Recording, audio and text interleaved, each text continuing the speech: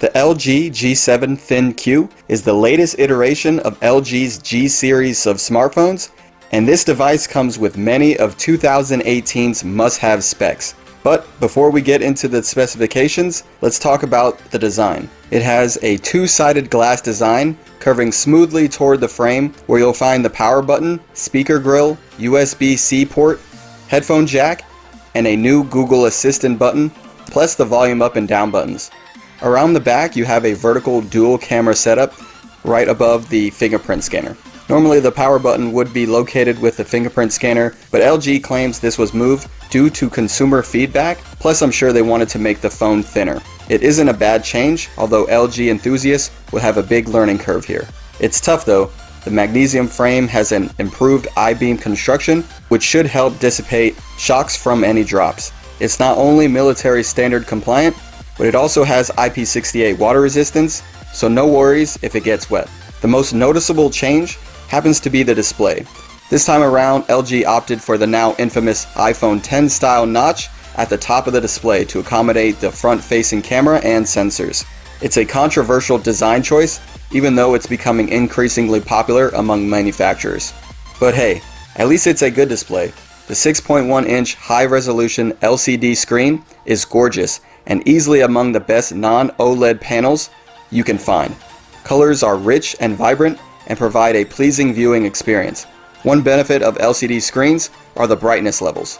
LG even gives users the option to crank up the brightness to a blinding 1000 nits. Although the phone can only do this for 3 minutes at a time, obviously to prevent the battery from draining, but this is a good option to have when you are in direct sunlight. Oh, and as for that notch, LG also gives users the option to camouflage it by making the screen around the notch black to create the impression of a proper bezel, so the phone can appeal to the market that is a fan of the notch and those that aren't.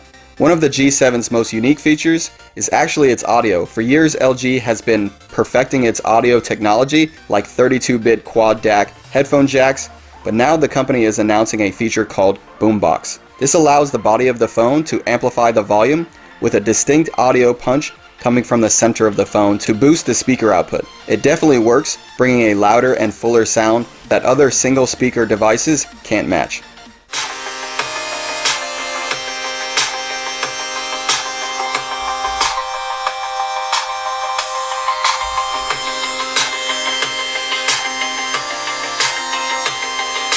As for the performance, it features a Snapdragon 845 processor, 4GB of RAM, and 64GB of storage.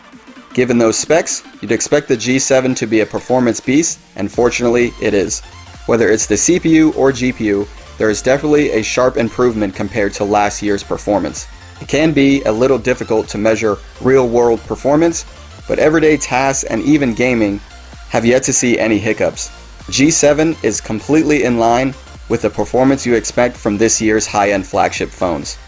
And as for the software, our G7 is running Android 8.0 Oreo, the same software version it launched with.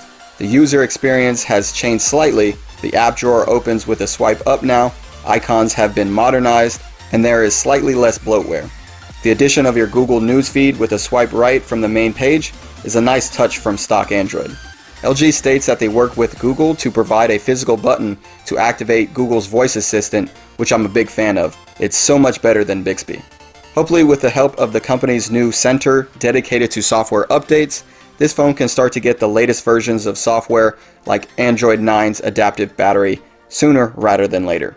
And speaking of the battery, the G7 has a 3000 mAh battery, and honestly that is a little on the small side compared to other phones. Fortunately, this battery isn't as weak as it sounds.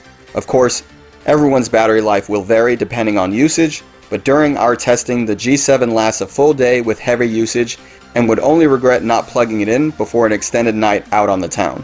Now, because of the phone's glass back, it has wireless charging support, although it can take up to 3 hours for a full charge doing so. You don't have to charge your phone overnight though.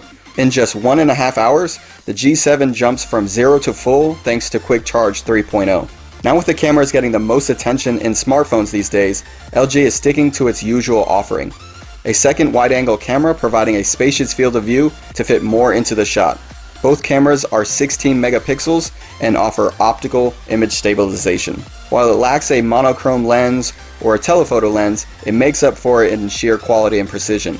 The colors and exposure are accurate, and the wide angle gives an exciting perspective that most other phones can't. One new way LG is aiming to grab attention is the inclusion of artificial intelligence. Camera AI is a mode all about recognizing objects or scenes and automatically choosing the best settings based on studying other similar scenarios. This AI feature can be accurate and useful, especially for those less familiar with the intricate settings of the manual mode, although it isn't enabled by default. You'll need to switch to the camera AI mode, which makes it less immediate and ultimately less likely to be remembered at a moment's notice. Aside from the ridiculous name, the LG G7 ThinQ is actually a great phone. Sure, it has its up and downs, like the lackluster software and that notch can be an eyesore, but overall it does a great job adding enough features to please a wide variety of people. The only thing holding most people back might be the price. At $750, the G7 can be a tough pill to swallow when compared to other devices in that price range. Luckily, as time passes, most LG phones usually see a pretty good price reduction. I'll be sure to leave a link in the video description with the most updated price. So, it looks like LG has made yet another commendable smartphone, and at prices like that, it's easy to recommend.